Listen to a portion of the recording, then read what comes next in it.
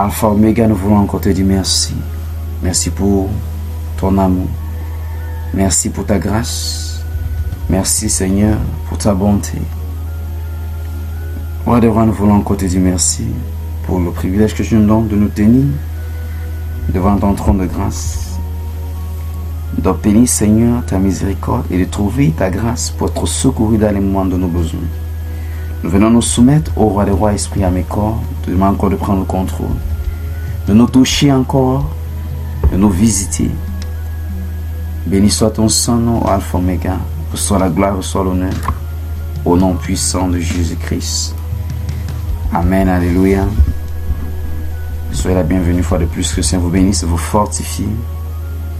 Gloire à Jésus. Est-ce que tu peux dire, Père, je te dis merci encore pour ta protection, nous avoir gardés, nous avoir préservés jusqu'à ce jour. Nous reconnaissons que ce n'est pas par nos mérites, mais ta miséricorde a triomphé, Seigneur. Ta miséricorde a triomphé. Nous voulons encore te dire merci. Merci, précieux Saint-Esprit, parce que tu es fidèle. Merci encore, au nom puissant de Jésus-Christ. Alors, une fois de plus encore, nous allons naviguer dans la parole du Roi des rois. Je vais t'inviter à prendre ton blanc ou ton stylo, ta Bible avec toi comme pour coutume, pendant que nous naviguons. Mais je veux que tu ouvres ta bouche, que tu pries la prière de l'apôtre Paul dans le livre de Romains chapitre 1, verset 17, qui va soupirer que le Seigneur visite son peuple et nous donne de comprendre que notre vie, c'est une vie de foi. Je te demande au Saint-Esprit d'apprendre à vivre cette vie de foi, à marcher par la foi, non par la vue, à vivre par la foi, non pas ce que tes yeux voient, à te tenir sur ce qu'il dit, à lui faire confiance. Merci Adonai. Merci Seigneur de nous aider, car nous reconnaissons que de nous-mêmes ne pouvons pas. Aide-nous à le faire au Roi des rois. Il dit également que ce n'est ni pas la force, ce n'est ni pas la puissance, mais c'est par son esprit. Ce que tu lui demandais qu'en ce fin d'année, que son esprit te fortifie, que son esprit t'aide encore, que le précieux Saint-Esprit t'aide à vaincre tous les défis, toutes les distractions, tout ce que l'ennemi et tout ce qui t'entoure, qui t'accorde encore sa grâce, qui t'aide à marcher encore dans la victoire, par la foi et par sa grâce. Est-ce que vous pouvez ta bouche et prier? Qu'en cette saison, cette fin d'année, au-delà de tout ce qui peut nous troubler, au-delà de tout ce qui peut nous distraire, que le Saint-Esprit nous accorde la grâce de rester focalisé, de rester inébranlable, de rester ferme, attaché, accroché à lui. Nous prions dans le nom de Jésus. Père, nous voulons te dire merci. Te demandons au précieux Saint-Esprit que nous reconnaissons que de nous-mêmes ne pouvons pas, mais nous voulons compter sur ta grâce. Nous voulons compter sur ta fidélité, sur ta miséricorde. Merci de nous aider, parce que ta parole déclare que de nous-mêmes nous ne pouvons pas. Parce que ta parole nous demande également de comprendre que ce n'est ni pas la force, ce n'est ni pas la puissance, mais c'est par toi, précieux Saint-Esprit. Merci de nous donner, de rester focalisé, déterminé, enraciné, attaché à toi pendant cette saison. Au nom puissant de Jésus-Christ. Amen. Gloire à Jésus. Nous allons évoluer avec le fait que nous parlons de comment appliquer dans les principes du royaume. Alléluia. Comment dans les appliquer les principes du royaume. Nous avons ressorti le fait de comprendre que le royaume de Dieu est établi sur les promesses, sur ses principes. Et le fait d'opérer par ces principes était ce qui nous confiait la maturité, était ce qui nous établissait dans l'autorité, était ce qui nous donnait également de manifester sa gloire. Souvenons-nous de Galates chapitre 4, son premier verset, qui va dire: Aussi longtemps que l'héritier est enfant, il n'est pas différent d'esclave. Alors nous pouvons avoir le genre de vie que nous avons, pas parce que Dieu n'a pas encore accompli. Non, à la croix, il a dit tout est accompli. Ça veut dire qu'il s'est rassuré de mettre en notre disposition, d'accomplir, d'approvisionner, de se rassurer que tout, parce que ce qui était annoncé dans l'Ancien Testament, notre Dieu dans son amour s'est rassuré de non seulement de parler de ces choses, mais de l'accomplir. Donc il a fait ce qu'il fallait pour que ce qui était plutôt annoncé puisse être accompli. Et c'est pour cela qu'Éphésiens 1:3 nous dit clairement que béni soit Dieu le Père notre Seigneur Jésus-Christ, qui nous a bénis, pas qu'il va nous bénir, il nous a bénis dans les lieux célestes en Christ Jésus. Alléluia.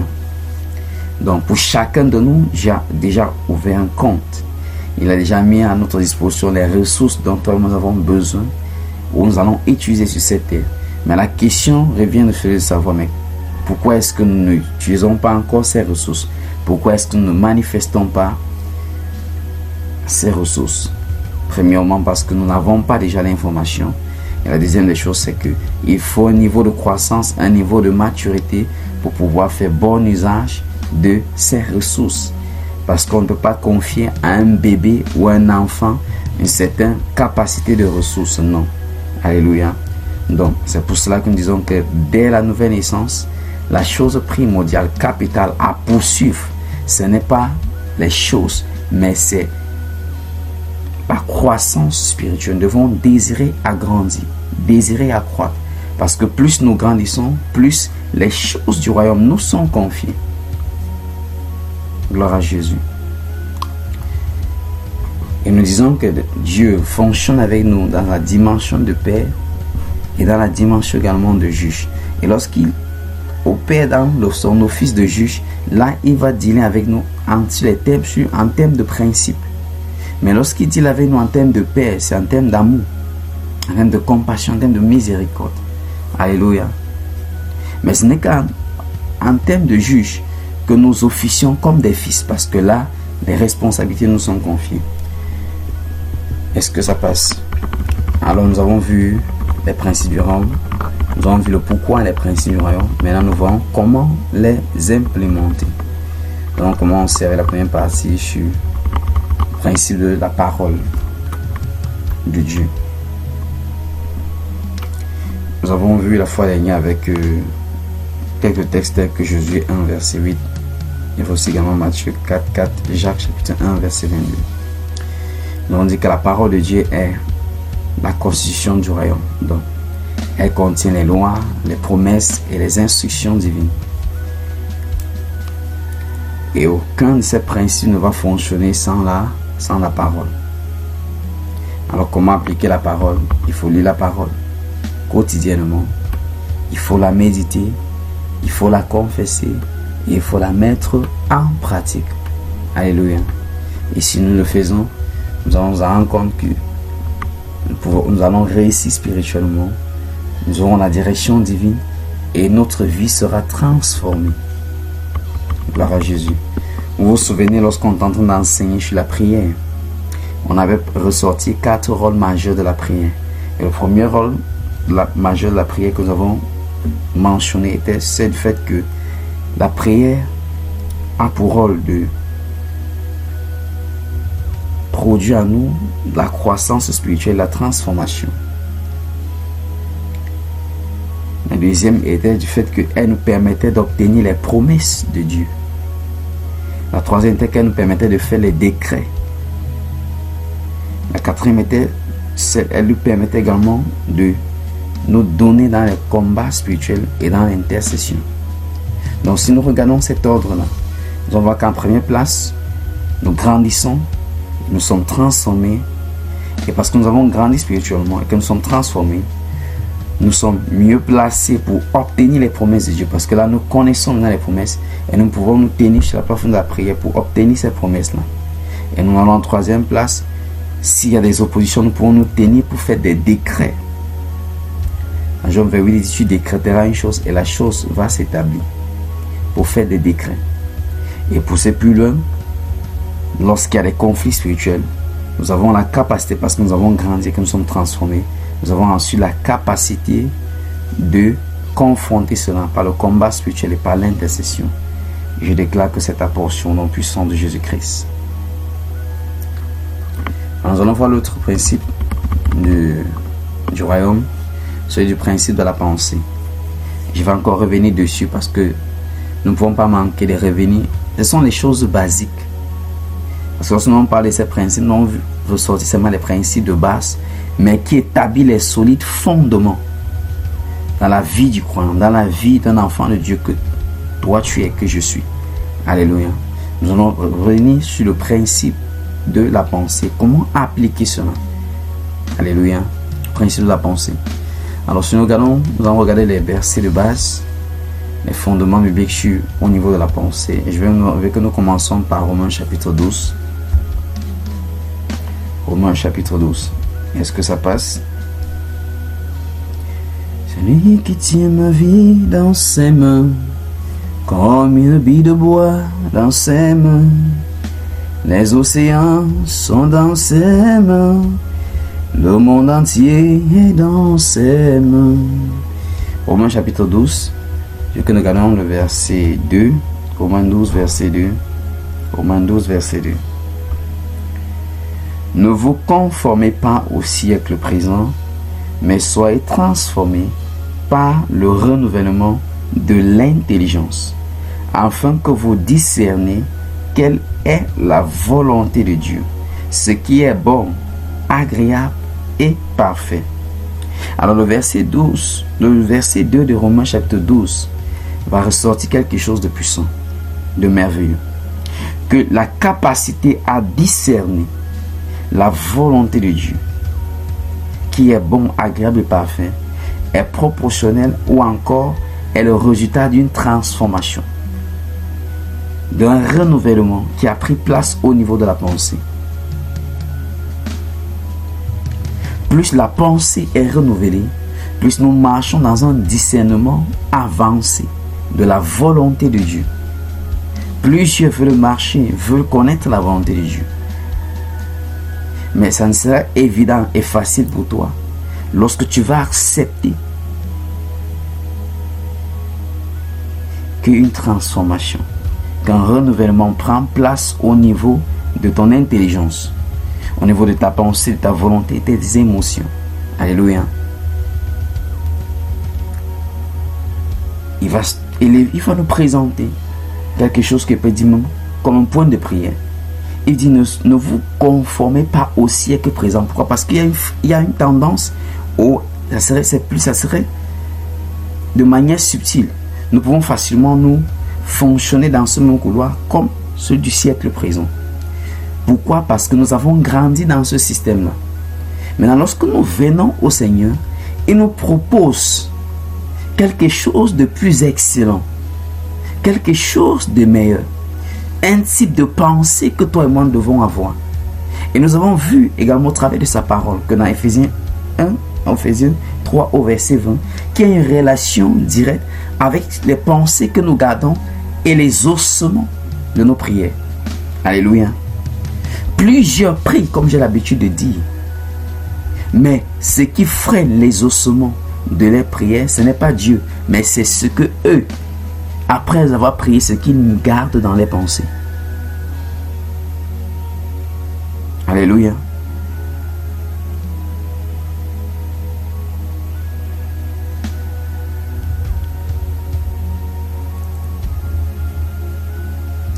Il sait que nous sommes dans le siècle présent. Jésus va dire que vous êtes dans le monde, mais vous n'êtes pas du monde.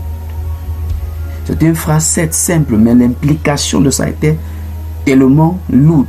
C'est lorsque tu commences à comprendre les choses de Dieu que tu comprends le poids de cette phrase qu'il avait dit. Nous sommes dans le monde, mais nous ne sommes pas du monde. Alléluia, est-ce que ça passe? Donc pourquoi? Parce que Dieu est esprit. Et il veut que nous fonctionnons. Parce que nous avons accepté de lui faire confiance, de marcher avec lui. Il veut que nous opérons à partir de ces principes. Et ces principes sont des principes spirituels, mais qui sont applicables dans le règne naturel ou physique d'où nous habitons. Et si nous opérons à partir de ces principes, en les appliquant sur cette terre, nous aurons des résultats extraordinaires. Nous serons capables de faire ce qui est naturel de manière surnaturelle et de faire ce qui est surnaturel de manière naturelle. Ah, tu n'as pas compris. Ça serait facile pour nous d'engager le surnaturel dans ce qui est naturel. Et ça serait facile pour toi et moi également d'engager le naturel dans le surnaturel. Mais il dit que nous devons commencer à prendre conscience du fait que nous ne devons pas nous conformer au siècle présent. C'est-à-dire que le siècle présent a un mode de fonctionnement, un style de fonctionnement, un système d'opération. Mais il dit, mais nous ne devons pas nous conformer à cela. C'est pour ça que plusieurs ne peuvent pas réaliser de grandes choses avec Dieu.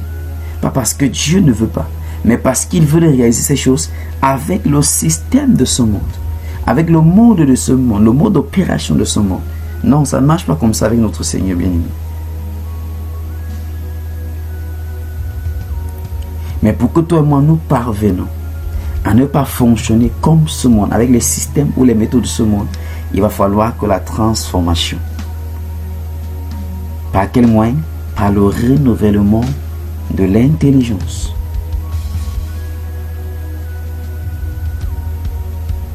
La version d'Abi va dire ceci: ne vous conformez pas à ce siècle, mais soyez transformés par le renouvellement de votre entendement pour que vous discerniez. Ah, j'aime bien aussi la version d'Abi. Il dit, ici David nous propose encore un peu plus simple. Il dit la transformation. Je reprends. Et ne vous conformez pas à ce siècle, mais soyez transformés par le renouvellement de votre entendement.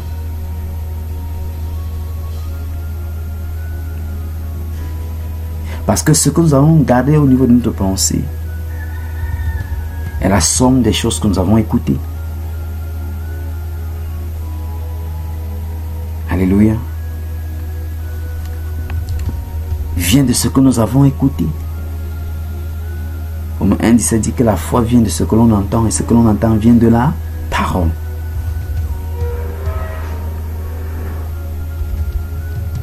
L'apôtre Paul présente ici un soupir, un point de prière.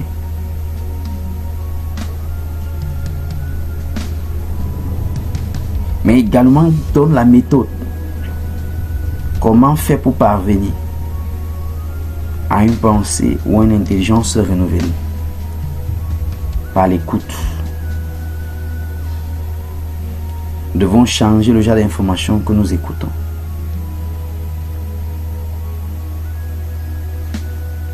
Alléluia. Nous devons chercher à écouter les informations de Dieu. C'est pour cela que tu es en train d'écouter sa parole. Parce que Dieu te propose son idée. Il te propose sa méthode. Il te propose sa stratégie. Il te propose son intention, sa pensée lui-même. La parole de Dieu, c'est sa volonté, c'est sa pensée. C'est ce que Dieu pense. C'est ce qu'il veut. C'est son intention. C'est ce qu'il dit. Alléluia.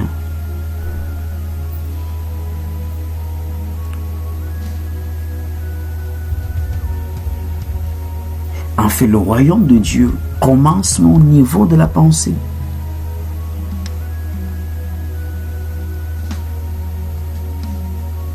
Et une pensée non renouvelée va empêcher la manifestation du royaume dans sa vie. Ça va empêcher la manifestation de la puissance de Dieu, de la gloire de Dieu, de la grandeur de Dieu, de la bonté de Dieu, de la fidélité de Dieu, des exploits de Dieu. Oh, alléluia.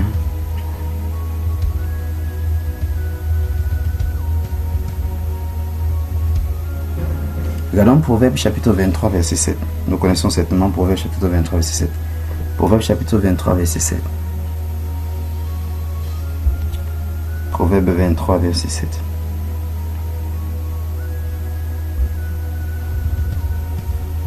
Est-ce que ça passe? Proverbe 23, verset 7.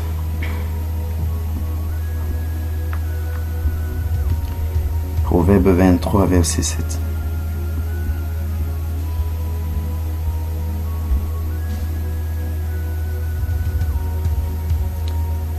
Proverbe 23, verset 7.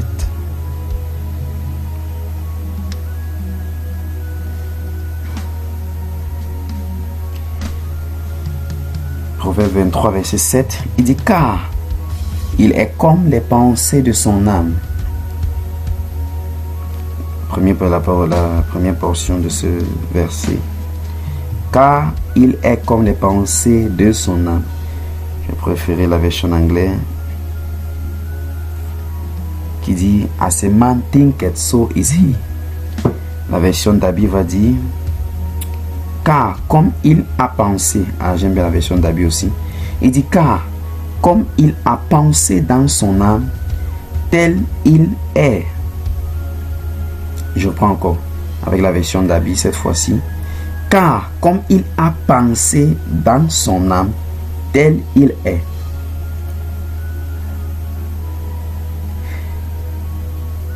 Souvenons-nous, lorsque le mot âme ressort ici, ça nous renvoie au fait que nous sommes tripartis, esprit, âme et corps. Et nous avons eu à dire ici que l'âme a trois parties. L'âme a la pensée, l'âme a la volonté et l'âme a les émotions.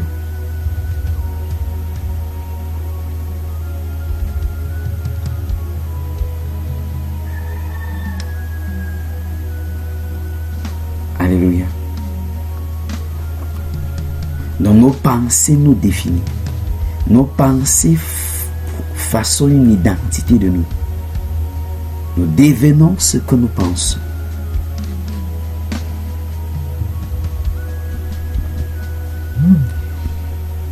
Et le seul moyen de limiter Dieu, c'est au niveau de nos pensées.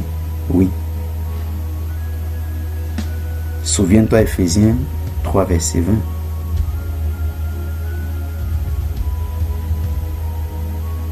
Car Dieu est capable de faire au-delà de ce que nous demandons ou pensons.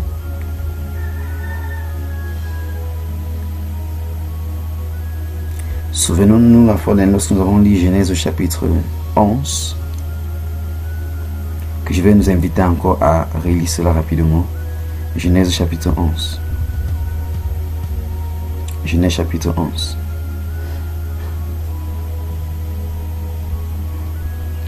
Concernant la tour de Babel. Genèse chapitre 11.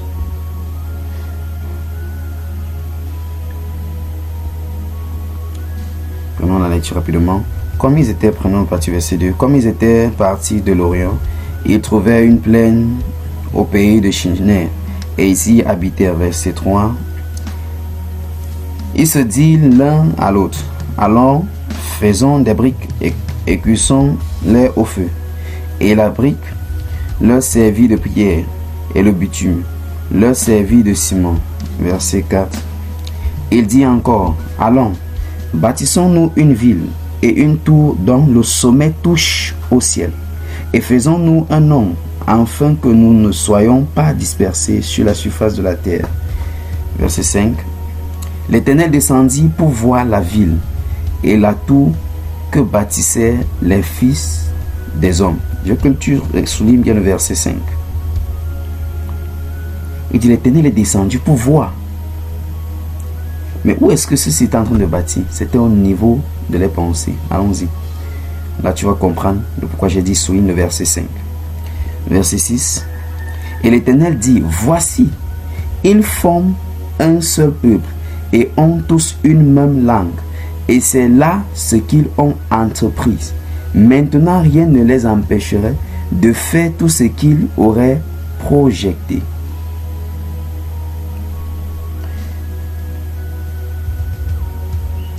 Je prends la version d'Abi. la version d'Abi va ressortir, c'est un peu ça plus clair, parce qu'en anglais ça ressort, c'est qu'ils ont pensé de faire. En la version d'Abi, il dit, et l'Éternel dit, voici c'est un seul peuple, et ils n'ont eux tous qu'un seul langage, et ils ont commencé à faire ceci, et maintenant ils ne seront empêchés en rien de ce qu'ils pensent faire. Alléluia.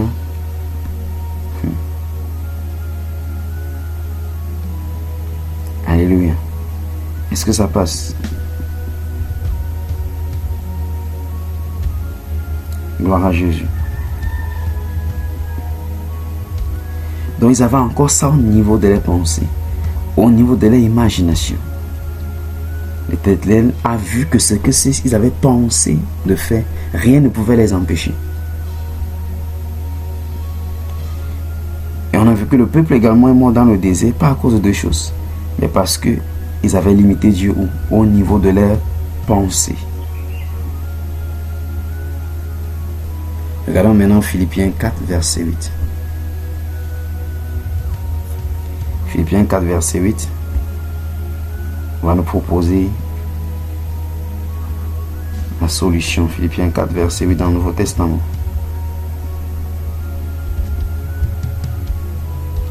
Philippiens 4, verset 8.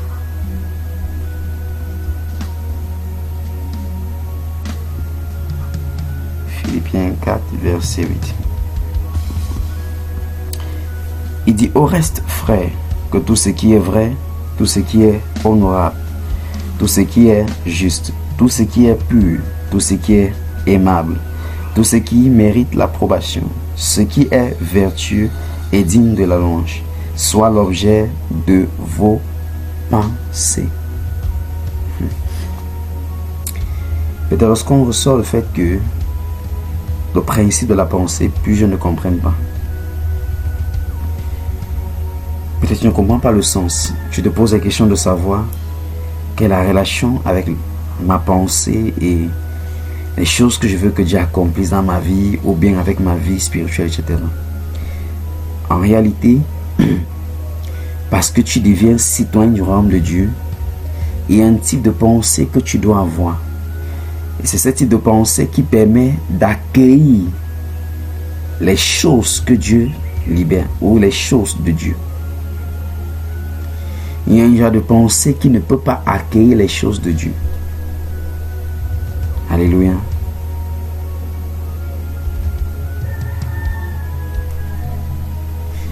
Regardons un peu Philippiens. Nous allons revenir dans Philippiens 4, mais je veux que nous regardions Philippiens 2. À partir de son verset, à partir du verset 5.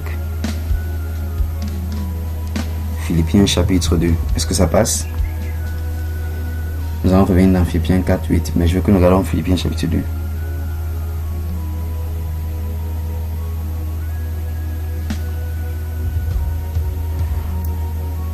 La version du second va dire, et en vous les sentiments qui étaient en Jésus-Christ. Je vais prendre la version d'Abi parce qu'elle est un peu traduite comme celle dans la version dans l'anglais. En anglais, on va dire, let this mind be in you. Et que ce type de pensée soit en vous. Allons-y la version d'Abi. La version d'Abi nous propose quelque chose de plus explicite, plus facile. Il dit qu'il y ait donc en vous cette pensée qui a été aussi dans le Christ. Donc pour que les choses de Christ puissent se manifester, il faut avoir la pensée de Christ. La pensée de Christ, ce n'est rien d'autre que la pensée du royaume. Ici, il ne s'agit pas d'être positif. Non, ça c'est le langage du monde, ou ça c'est la méthode du monde. Non, sois positif, dis que ça va aller. Non. Ici, le type de pensée que nous devons avoir, ou le genre d'attitude que nous devons avoir, est d'être des pensées façonnées par la parole. Des pensées qui ont accepté à se soumettre au profit de la parole de Dieu. Parce que si tu n'as pas la pensée de Dieu, ou si tu n'as pas les idées de Dieu, tu ne peux pas obéir à Dieu. Aïe, aïe. pour parvenir à obéir à Dieu, il va falloir que au niveau de ta pensée, tu as laissé que ces instructions, ces informations soient déjà là. En sorte que si te dit obéis, ça serait plus facile. Parce qu'au niveau de la pensée, souvenons-nous encore au niveau de la pensée, on a plus des images. Les paroles sont changées ou encore transformées ou traduites en images.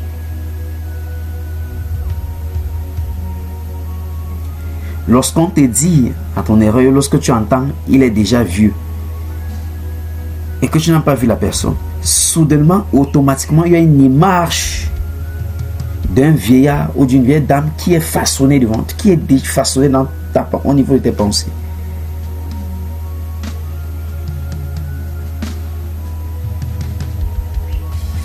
Et c'est pour cela que lorsque Dieu va dire à Abraham dans Genèse chapitre 12 qu'il fera de lui un père de multitude, Abraham avait accepté ça, mais ce n'était pas au niveau de sa pensée. Il n'avait pas une pensée renouvelée.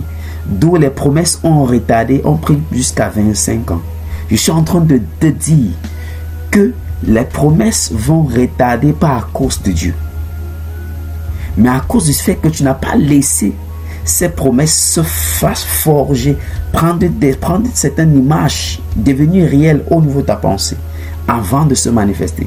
Parce qu'à moins qu'elles prennent place au niveau de nos pensées, en termes d'image, elles ne peuvent pas se manifester.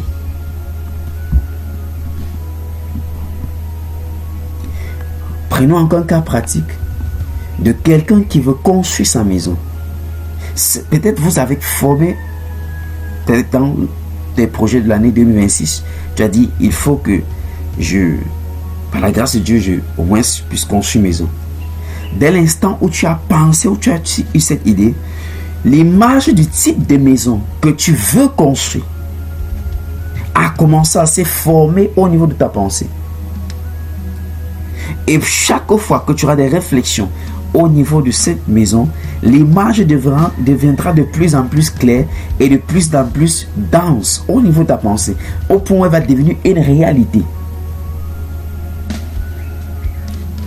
Que lorsque tu vas aller sur le terrain où tu vas construire cette maison, ce n'est plus l'espace vide que tu seras en train de voir.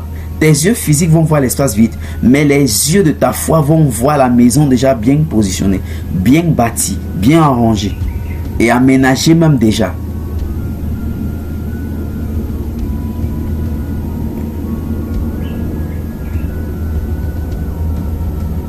Est-ce que ça passe? C'est pour cela que 80% des attaques de l'ennemi sur les enfants de Dieu, c'est au niveau de la pensée. Ah, je prie que quelqu'un me saisisse ce que je suis en train de dire. Les attaques sont plus au niveau de la pensée. Parce que si l'ennemi réussit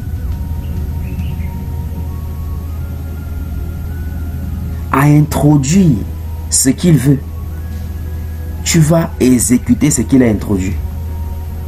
Aïe, aïe, aïe, quelqu'un ne comprend pas.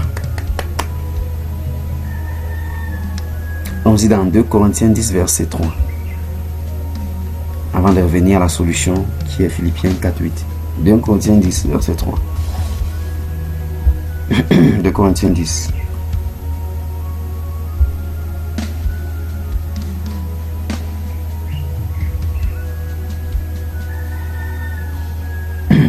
De Corinthiens 10, verset 3. Est-ce que ça passe? Qu'est-ce que la parole va dire? Il dit, si nous marchons dans la chair, nous ne combattons pas selon la chair. Tu vas lever le nom là et tu vas personnaliser moi. Si je marche dans la chair, je ne combats pas selon la chair. Maintenant, c'est quoi la chair ici? Je te simplifie encore la tâche. Parce qu'il ne faut pas globaliser le mot et te perdre. Non. La chair ici, c'est quoi? C'est notre corps physique, notre apparence physique et nos 5 sens. Souvenons-nous, esprit, âme et corps. Au niveau de l'esprit, nous avons la conscience, nous avons l'intuition, nous avons la communication. Je ne vais pas développer. Au niveau de l'âme, nous avons également 3 parties. La pensée, la volonté désolé, et les émotions. Au niveau de la chair, lorsqu'on parle de la chair, on parle de ce corps physique, cette apparence physique, cette carapace et les 5 sens.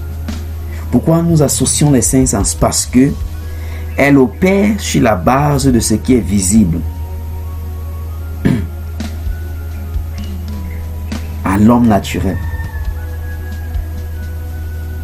Est-ce que ça passe? Donc, 2 Corinthiens 10 est en train de dire, 2 Corinthiens 10 verset 30 dit que si nous marchons dans notre corps physique et nos 5 sens, nous ne combattons pas selon notre corps physique et nos 5 sens. Voilà d'où beaucoup d'enfants de Dieu tombent dans le piège. Les combats est au niveau de la chair et pas la force de la chair. Combattre selon les 5 sens et selon les apparences physiques. Et l'ennemi est content. Alléluia.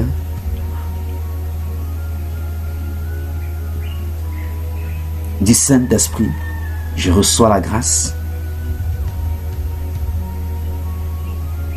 de ne plus combattre selon la chair, mais combattre selon l'esprit. Au nom puissant de Jésus-Christ. Déclare, je marche dans la chair, mais je ne combats pas selon la chair. Je marche dans la chair, mais je ne combats pas selon la chair. Au nom puissant de Jésus-Christ. Cela veut également dire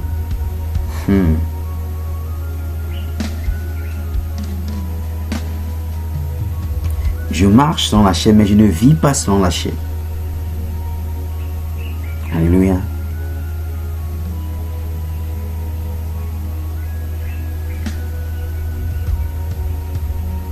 Allons au verset 4. Est-ce que ça passe? Il va aller plus, il dit, car les armes avec lesquelles nous combattons ne sont pas charnelles, mais elles sont puissantes par la vertu de Dieu pour renverser des forteresses.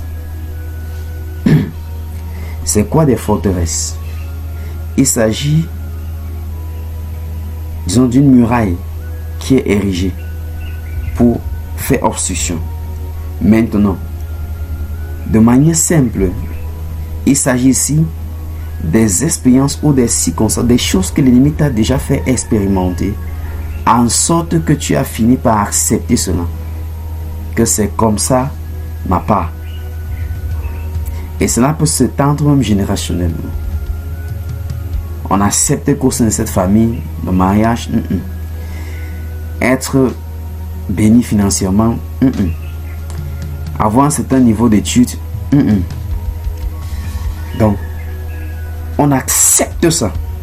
Et le jour où tu veux faire, on te dit, mais quand tu regardes la famille, qui a fait ça? Donc ça devient une forteresse. L'ennemi a réussi pendant des années. Je prends un exemple, au gloire à Dieu. Alors je profite pour donner un témoignage de l'un de nos bien-aimés qui est connecté à présent, que j'ai rendu visite, et j'ai béni le Seigneur pour cette victoire. Pourquoi? Parce que pendant des années, chaque fois que c'était décent, l'ennemi faisait, je veux dire, se venger sur sa santé. Et de telles expériences à plusieurs reprises vont faire en sorte que la personne se trouve à ce stade où nous appelons une forteresse sera bâtie. Donc chaque fois que des sangs va approcher, il y aura une peur, en fait, la personne va s'attendre déjà à ces choses pires qui va arriver. Alléluia.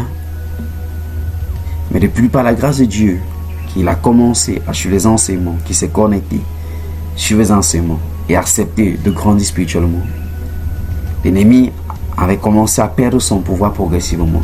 Je me souviens l'année dernière, il était un peu secoué, mais ce n'était pas comme les autres années. Mais cette fois-ci, c'était la victoire totale. Gloire à Jésus. Dans la muraille, cette forteresse-là a pu être renversée. Il a grandi en autorité.